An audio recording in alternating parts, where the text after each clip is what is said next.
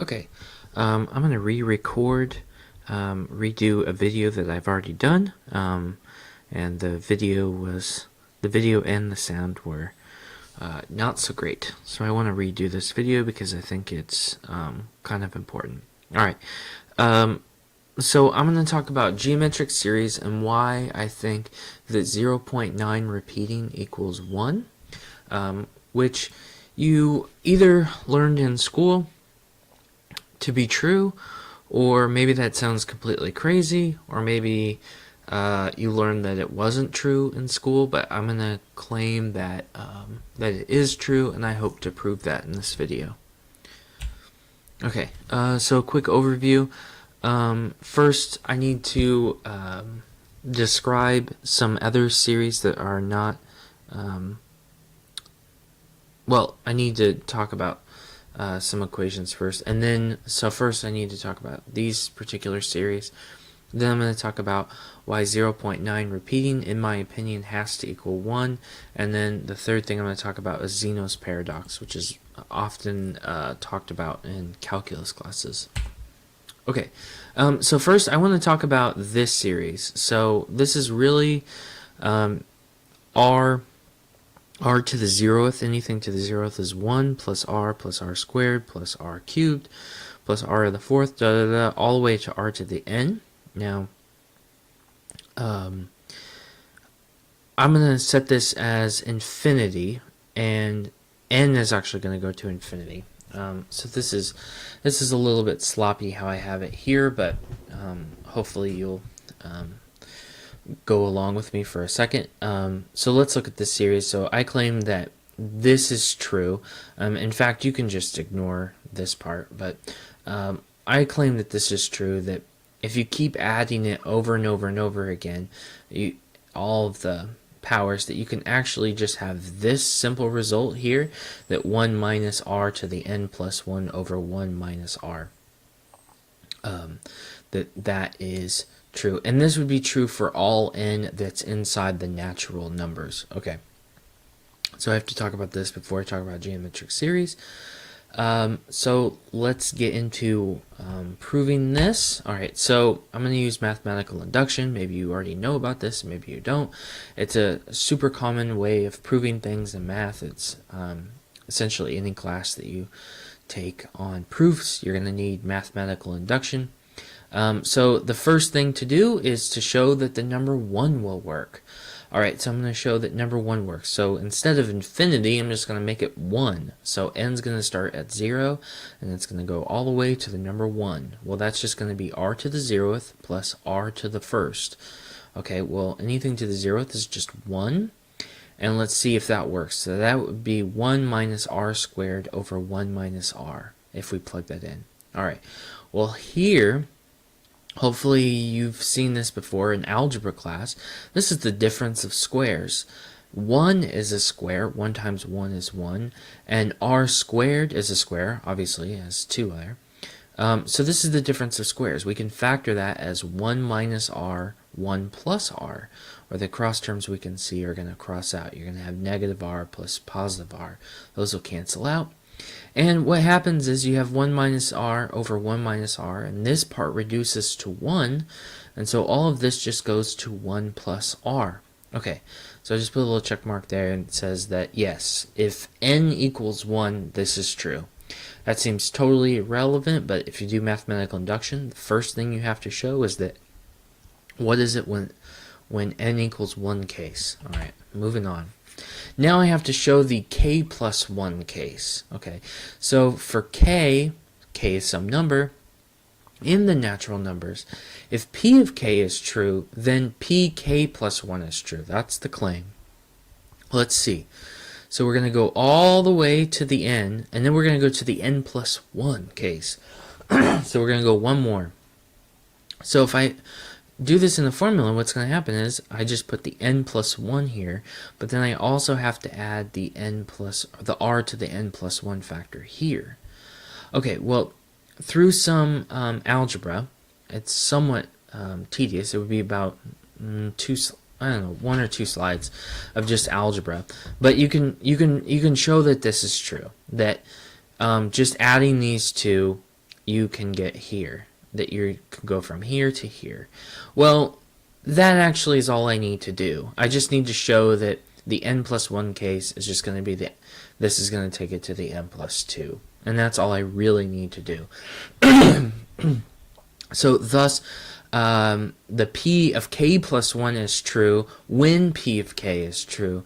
Then by principle mathematical induction, p of n is true for all n in the natural numbers. And then this little square just says QED.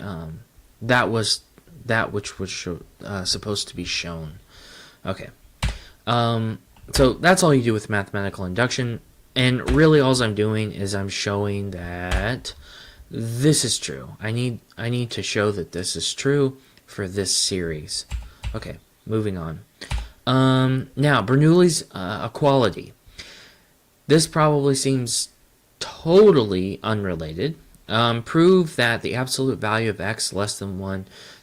If the absolute value of x is less than 1, then the limit as n approaches infinity of x to the n goes to 0. Alright, that sounds really complicated. It's not at all. It's saying that if x was a number between 0 and 1, so like you could think of a decimal, you could think of a fraction, like a half, a fourth, a third, maybe x was a third, and then as this approaches infinity, it's going to get smaller and smaller and smaller, and it's actually going to go to 0. Remember, we're doing limits here. I just want to remind you that we're going to do limits here. We're not doing sums, so I wouldn't add those up because obviously the sum wouldn't equal 0.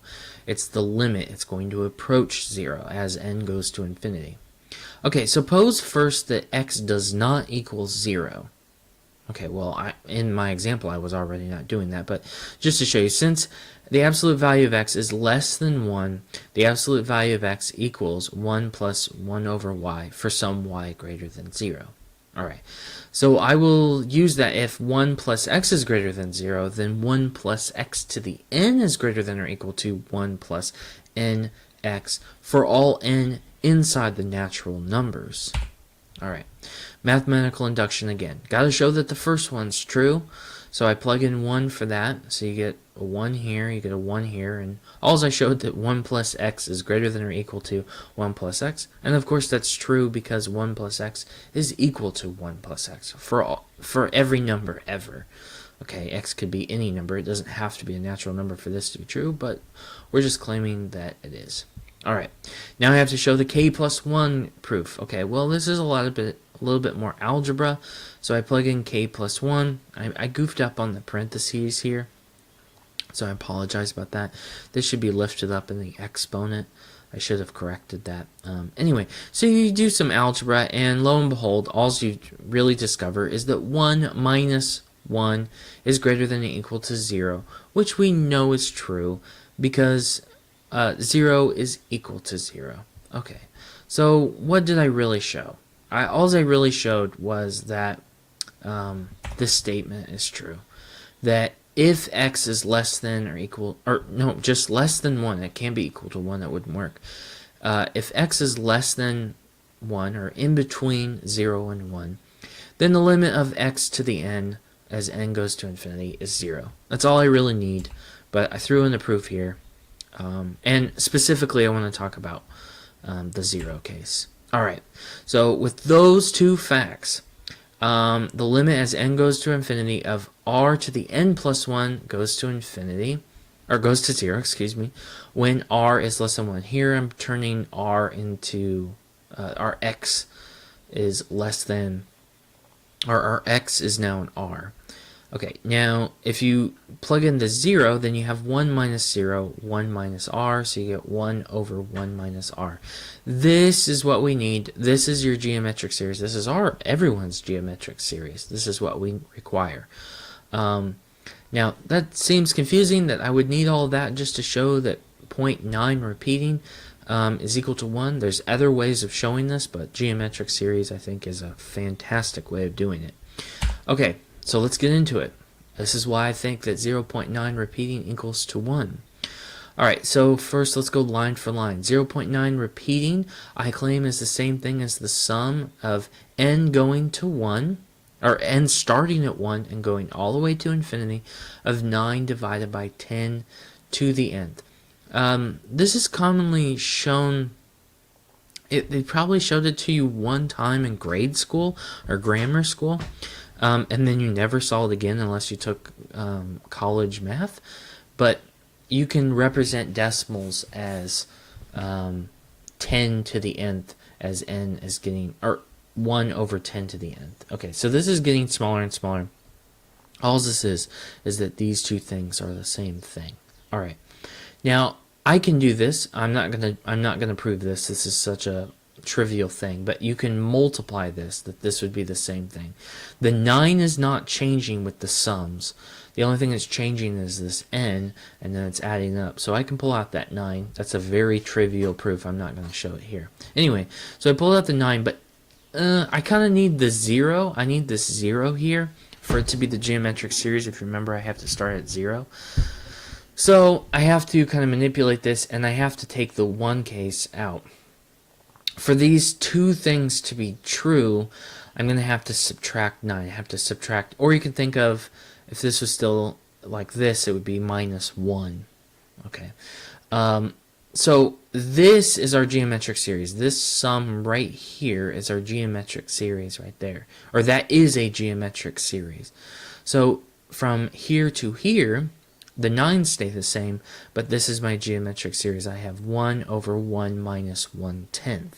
I still have the 9 because I need it for this, and I have this minus 9 because I need to take it away because I went from 1 to 0. So I have to subtract that off for it to be the same thing. Now comes just simple arithmetic. Anything 1, so this is 10 over 10 minus 1, so 10 minus 1 is 9. Alright, so now I have 1 over 9/10. That's just the reciprocal of 9/10, so you get 10/9. You multiply these, that goes to 1, so you have 10 minus 9 equals 1. Okay? That seems kind of crazy, but it is absolutely true. And you can use geometric series, as I've shown here, to show that that's true. So I hope that somewhat helps, or that makes any sense, but I think this is a really neat result. Okay, so Zeno was part of, or he was Greek. He's part of the Greeks, and there's a thing called Zeno's paradox, and Zeno was thinking about this idea of, he was thinking about, what if you walked halfway somewhere? So let's say you're going to cross the street, and to cross the street, you would have to eventually make it halfway across the street. And then after that, you'd have to be halfway in between your current position and the end of the street, right? And then you'd have to go halfway again, and halfway again, and halfway again. So you keep dividing in half, but he didn't understand how you would ever actually make it to the other side. It doesn't seem like it would be an infinite process. You would never actually be done. So how could you ever get there? He knew he could cross the street. I mean, he wasn't like a total crazy person. But the idea is that he didn't mathematically understand how you could represent the idea that you eventually do get across. Okay. So what does that have to do with anything? Well, here is the Zeno's paradox. This is the thing that he couldn't quite figure out. So if you walk halfway, then you'd walk a fourth more of the way, you'd walk an eighth more of the way, a 16th more of the way, and so on, and so on, and so on. But what does this sum equal? Does it equal infinity? Because you're adding positive numbers infinitely. So diverge only means, is this going to go to infinity? It might go to infinity kind of slowly, because these keep getting smaller. Or does it converge, which means that it would just equal a number. It would just go towards a number. I'm going to show you that it actually does go towards a number. But it was puzzling of why it doesn't just go to infinity. Now, it wouldn't go to infinity super fast, but why doesn't it go to infinity? Well, we can use our geometric series that we've developed to find that out.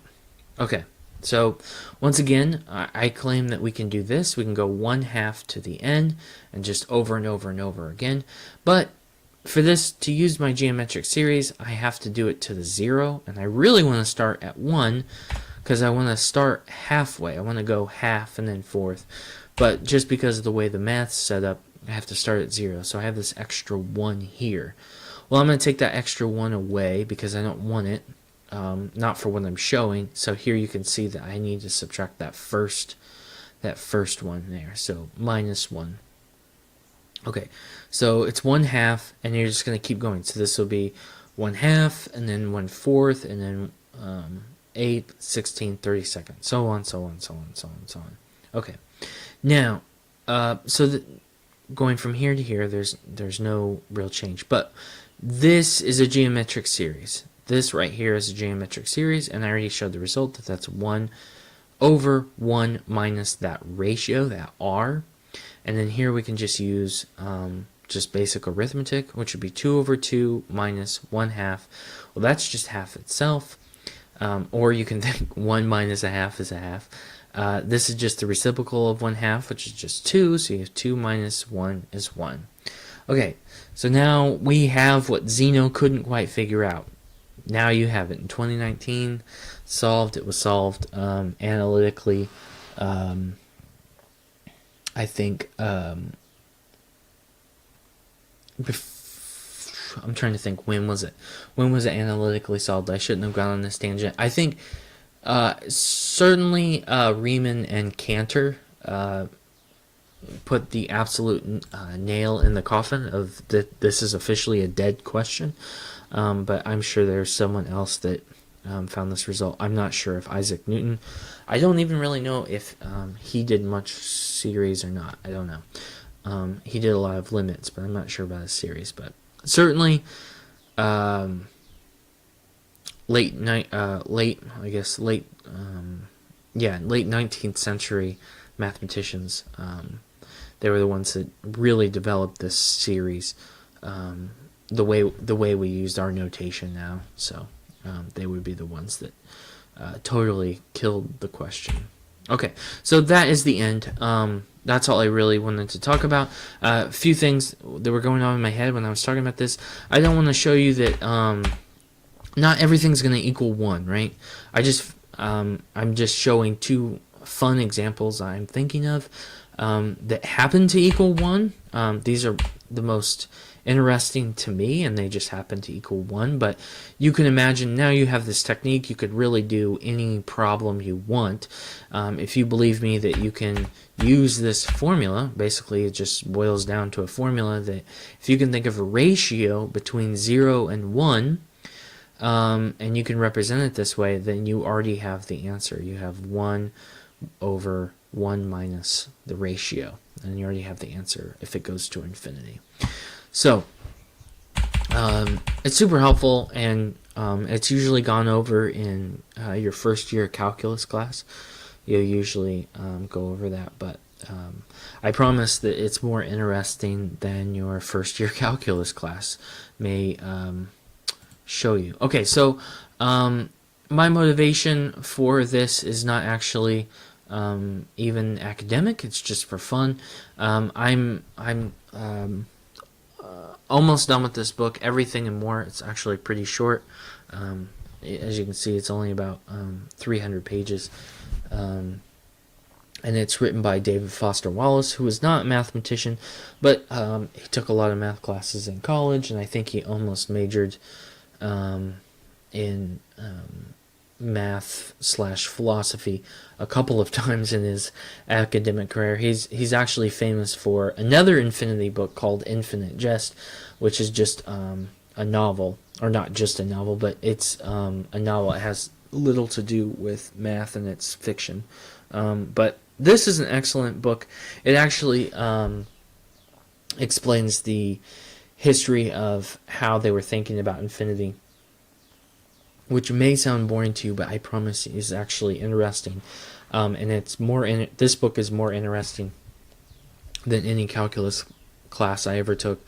or any analysis book. I don't know if you've ever taken analysis, but analysis is basically proof-based calculus class, which is very rigorous, but it's not very interesting. This is about the people that developed it, and moreover, how they were thinking about it and how they came across it. But so I highly suggest this book, and he does go over these two results, and much more. I may do even more videos that come out of this book because I really enjoyed it. Okay, so again, I'm just redoing this video because the last time I did it, I had both video and audio problems. I'm hoping I don't today. And I hope that you somewhat enjoyed this video, and if there's anything I left out or could have went on a bit more, please post in the comments. But until next time, thanks for listening.